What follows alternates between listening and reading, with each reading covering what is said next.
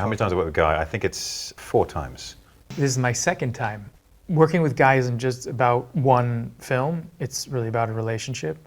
There's a real opportunity to have genuine input because things can change on the day, can and will change on the day. It feels like one big film in a way because Yes. you're really in his world. Yes. So you kind of say, he says, you want to come dive in and come back in again? And you go, yeah, sure, I love it in there, the water's warm. I think when it comes to the working process, it's that special Guy magic. Totally. You come in sort of not quite knowing what's going to happen, and you're going, hey, let's just swim with the current as it goes. And you've got to be able to do that and relax for doing that, and that's what makes it fun. Yes. We were given a scene yesterday where, what do we get the lines?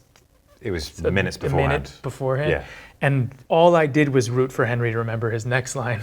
And when he got through it, I was terrified I had to remember mine. It was just we both had the same scenario over and over again. It's like, oh, you nailed it. Oh no. Oh no, now it's my What do line. I have to say? And you can't do that with just anyone. And so it's getting used to knowing the Guy experience and having someone else who knows the Guy experience makes the whole thing fun, even when it's a little hair raising and you're trying to remember your lines at the last minute and there's a time crunch as well. Yeah. Yeah, she's the boss, and thank God for Asa because she's bringing some beautiful looks to this movie. Because otherwise, you just look at us two sweaty Bettys running about the place. We have all worked together, and the keystone is Asa. Yeah, She is like, she's sort of the, and that's what Rachel is. She's the essence of this thing. She's our boss. We're there to do her bidding and also to protect her. And she is kind of the brains and we are the brawn. yeah. For Rachel, is it about the money or is it about winning? I think both. I think one is sort of synonymous with the other in this case. I think what's interesting is the relationship between Bronco, Sid, and Rachel. Bronco and Sid have a kind of camaraderie which comes from being brothers in arms, but there's a respect for Rachel because she's looked after us when she didn't have to. Mm-hmm. And so that creates a unique relationship, especially in these high stakes scenarios. Yeah, Lulu's a magician, and she creates this sort of very She's not. cool She's a costume designer, swirl. but that's okay. She's also a He magician. gets confused. It's okay. Lulu is a costume designer, not a magician. Lulu creates such a wonderful style. It's important in a Guy Ritchie movie, that sort of cool style with the different characters and how they vary between characters as well. Everyone on this set is just a true professional. One of the hardest things, I think, in a process like this is not having the preparation to make a choice, but when you are experienced enough to be able to move in a moment's notice and change. You look fabulous. You, on the other hand, it's more the face than it is really the tough. Clothes.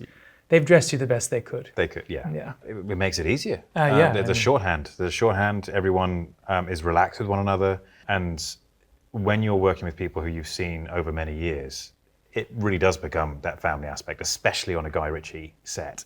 There's always the beginning of a project, there's always a sort of introduction, and it usually takes a good amount of time to get to know each other. And in this case, you're just jumping back in. What's lovely about working with the guy too is that he's constantly editing while he goes. So he's shaping his story and he's showing you cut scenes, and then you're shaping the next scene and you get to sort of see. So it's a ever-moving process. It's not this. It doesn't work the way normal movies do, which is why it's very hard to communicate what it's really like, because it doesn't follow the standard procedure. It's everyone's on their toes, and if you enjoy that, which I know we both do, then it's a hell of a time. I think it's really wonderful in this time to be making a movie like this because, yes, I think it's difficult to make original stories now. Not only because, yes, there are many sequels and things like that, but really because it's very hard to do something original, to find a new way in, to do it differently, to do it in a unique way with a unique voice. I mean, that is pretty much an impossibility nowadays. And so that's why it's lovely to be with Guy, because inevitably, no matter the story he's telling, it will be unique. And when you're going to see a Guy Ritchie movie, that you're going to see something original, pretty much every time. Yep.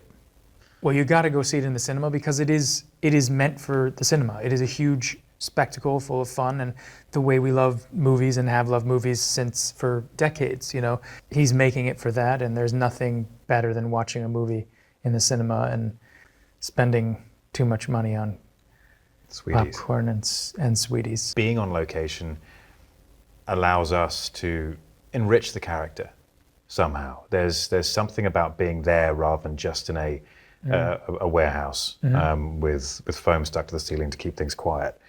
And it becomes a character in the movie, the location. We're pretty spoiled to be in a place where there's beautiful weather, there's a beautiful ocean, there are wonderful people on this island. The weekends feel like an actual vacation, and then shooting feels like a vacation. It does. It is, I have to say, pretty close to ridiculous. Movies are always hard work, but they can be fun hard work or just really hard work.